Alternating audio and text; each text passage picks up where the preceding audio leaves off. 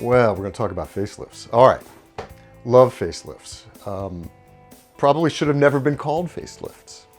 I mean, what's your face, right? Your face is a lot of things. It's your eyebrows and your eyeballs and your nose and your mouth and your cheeks. And a facelift does nothing for those things, okay?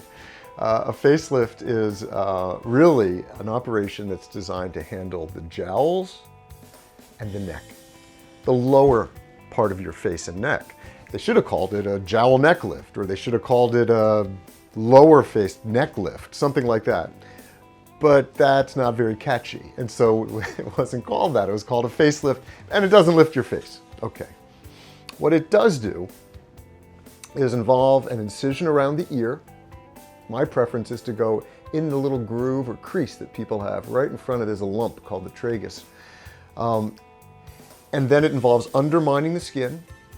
And then you've got to deal with this deeper tissue, the continuation of these muscles, the platysma muscle that comes up onto the face and covers over the deeper structures of the face. You've got to lift that back and manipulate it. You've got to get rid of some fat. Many times in my world, I like to add some fat. That's usually with needles. And that's kind of a facelift. So how do you know if you're a candidate for a facelift? Well, you could be a candidate for just liposuction, right? If your skin elasticity is still really good, we can get away with liposuction and have the skin just sort of re-drape, bounce back, because the elasticity will sort of help it contract, right? Usually around 45, mid-40s somewhere, the elasticity gets kind of marginal, you know?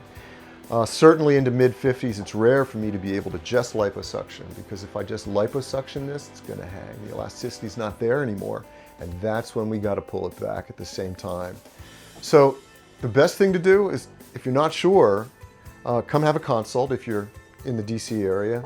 I can usually tell with photos or a Skype interview if you're more remote, if you live far away. Send me your pictures, send me a video. But that's how you usually tell. It's really an examination kind of phenomenon. I have to take a look and feel and see how things move. I'll tell you one thing though, you want to err on the side of conservative. If you think it's going to be a little bit loose, you usually just want to pull it because the scar is so good. The scarring is really, really good. It should be almost invisible within, a week or two. Could take longer. If we get into trouble with scarring, it's usually around behind the back where things get a little thick sometimes. Pretty straightforward to handle it. What could happen? Well, we like to see you back the first day just because there could be a little bit of blood that collects under the skin, and we'd like to get that out. We'd like to see you back at a week because we want to make sure that things are healing well. We'd like to see you back at a month just to make sure that things get soft, because many times I'll do a little bit of liposuction in the jowl or in the neck, things can get hard for a while. And then we see you back at 3 months and see kind of how we did. It's rare for me at this point to make a cut under the chin to address these bands, these things right here, the medial borders, if you will, of the platysma. That's the official name.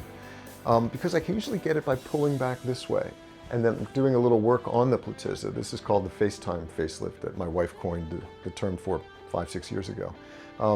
Doesn't mean in some cases I won't make a cut, because I will if we need to. But all of that is all to just address the jowls and the neck, which is really what a facelift is. Go ahead and hit the like button if you enjoyed this video, and feel free to share with a friend. You can stay up to date with the latest in cosmetic surgery by subscribing to the Austin-Weston YouTube channel.